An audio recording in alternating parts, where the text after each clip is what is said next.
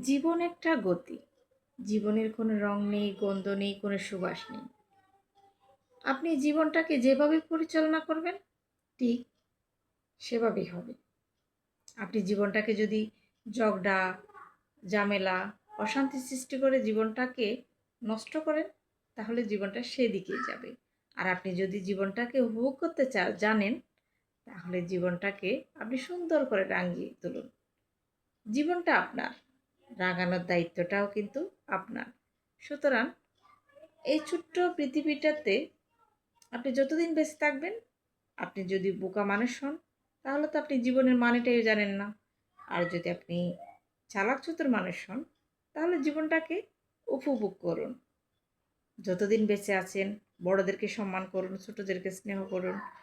আর নিজেকে ভালোবাসুন। হ্যাঁ, সবার আগে নিজেকে অবশ্যই ভালোবাসতে হবে। এটাই জীবনের সার্থকতা।